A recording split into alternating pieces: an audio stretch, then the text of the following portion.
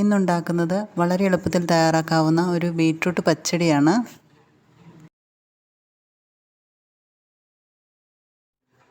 ഇതെങ്ങനെയാണ് തയ്യാറാക്കുന്നതെന്ന് നമുക്ക് നോക്കാം. ആദ്യം പച്ചടിക്കുള്ള അരപ്പ് തയ്യാറാക്കാം. അതിനായിട്ടൊരു മിക്സിയുടെ ജാറിലേക്ക് 1/2 കപ്പ് ചിരകിയ തേങ്ങ ഇട്ട് കൊടുക്കാം. ഇനി 3 പച്ചമുളക് മുറിച്ചതും ഒരു ചെറിയ കഷ്ണം ഇഞ്ചിയും കൂടി ഇട്ട് കൊടുക്കുന്നുണ്ട്.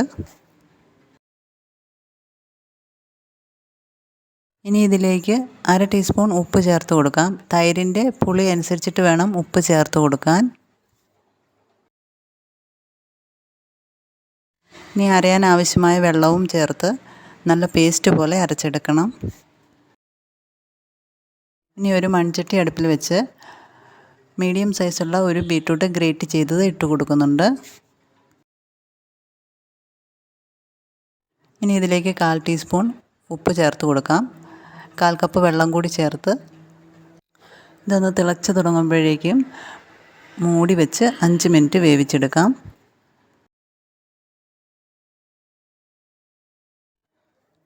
ഇപ്പോൾ ബീറ്റ്റൂട്ട് നന്നായിട്ട് വെന്ത് വന്നിട്ടുണ്ട്.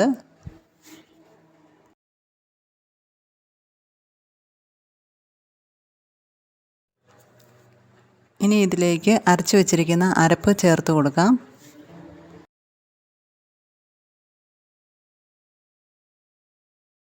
അരപ്പ് ചേർത്തതിന് ശേഷം ഇതിൻ്റെ പച്ചമണം മാറുന്നത് വരെ നന്നായിട്ട് ഇളക്കിക്കൊണ്ടിരിക്കണം.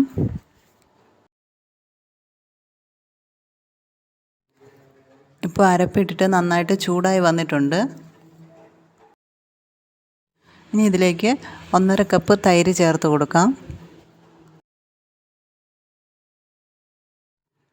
തൈര് ചേർക്കുമ്പോൾ അതിൻ്റെ കട്ടയൊക്കെ നന്നായി ഉടച്ചതിന് ശേഷം വേണം ചേർക്കാൻ.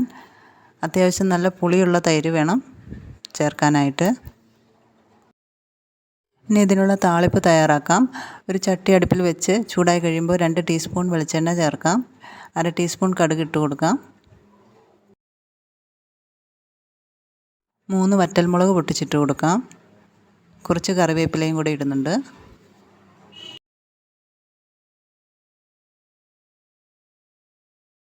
ഇനി ഈ താളിപ്പ് കറിയിലേക്ക് ചേർത്ത് കൊടുക്കാം.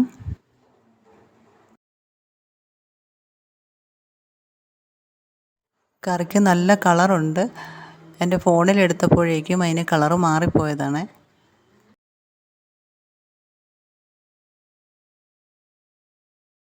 ഓണസദ്യക്കൊക്കെ വളരെ എളുപ്പത്തിൽ തയ്യാറെടുക്കാൻ പറ്റിയ ബീറ്റ്റൂട്ട് പച്ചടിയാണ് ഇത്.